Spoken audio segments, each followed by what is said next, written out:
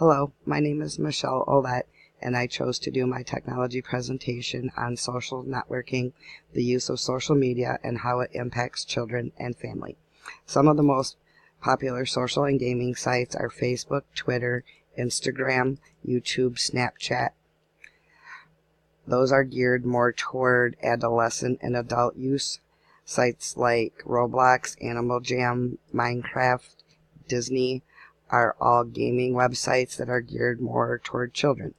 Some of the issues that can occur online while children are interacting are privacy, where they can divulge too much information about themselves or others, cyberbullying, which is the deliberate posting of false information about someone online for destructive purposes, sexting, which is the sharing of explicit pictures and or messages with peers. All the above can lead to anxiety, depression, isolation, and suicide. Children and people need to think before they speak. They say what goes online stays online. Everywhere that you browse, read, becomes what is called your digital footprint, and it stays with you forever. You have to be smart and educate yourself to make sure that your actions do not affect you later in life, personally or professionally. Some of the issues that children have that cause these things to happen are issues with self-regulation, peer pressure, and privacy. Some statistics of adolescent cell phone use: 75% own their own phones, 54% use them for texting, 25% use them to access social media more than 10 times daily, 24% use them for instant messaging, and 22% use them for accessing social media. Those are some pretty significant numbers there. The benefits of children using social media are socialization and communication. You can keep in contact with family and friends by messenger or by viewing what they have shared. Children can become involved in the community through fundraising opportunities and volunteering for local events, educational use for homework or group assignments, and they can learn about the world by viewing what other cultures share and by having online interactions with people from other countries. Intrapersonally, acceptance from peers online and offline help to form one's identity. Realize and applying your own ideas online help to develop their own identities and creativity. Children have the ability to access sites about health issues and questions they may have and are not ready to share with their parents yet anonymously. Utilizing social media for education purposes strengthens in typing and proper use of the English language. I feel that convenience leads to chaos, and the ways that the internet helps are: communication is just a call or a message away. You can pay bills online and shop, and even have your groceries or whatever delivered to your home. You can work from home.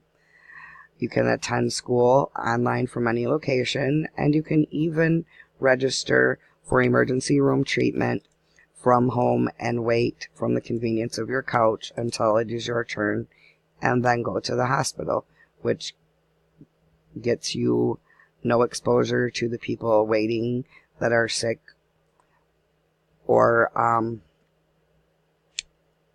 just when the emergency room is very busy. The ways the internet hurts are: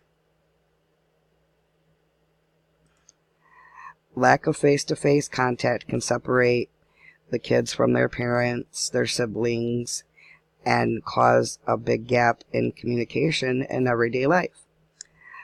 Isolation can lead to anger management issues due to being entranced by the virtual world and one's existence in it. Kids who seek information online may get misinformed because they may interpret what they see or view from the source, and it may not be a credible or reliable source. Individuals may seek out and engage in self-destructive behaviors. The impact that social media has had on my life is my children are 11 and 12 years old, and they absolutely love to play Roblox. They spend all of their free time doing so on the computer. It even interferes with their everyday lives as far as their responsibilities and their time management. Both of my boys have developed a serious gaming addiction, and they isolate themselves from me and their friends. They quit Cub Scouts because of their love of gaming, and they have developed some serious anger management issues, even bursting out in tears from being upset because they died or something didn't turn out their way, or in anger, and they have actually broken a couple of my monitors, smashed at least a half a dozen keyboards, and probably a dozen mouses. In conclusion, social media can become either a good or a bad thing. Anyone, especially kids, if their caretakers are not well informed and prepared about what their loved ones are doing online. That is why it is very important to make sure that when offline, you take the time to talk to your kids, sit down and see what they are doing, and make sure that they understand that the message that you are trying to get across to them is for their safety and their protection, not for control and censorship.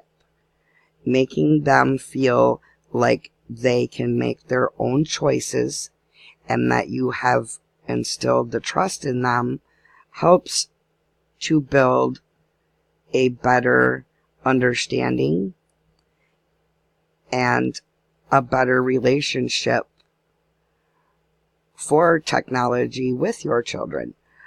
Bottom line is we need to raise our children to become educated, respectful, and responsible digital citizens, leaving a good footprint wherever the next journey may lead them.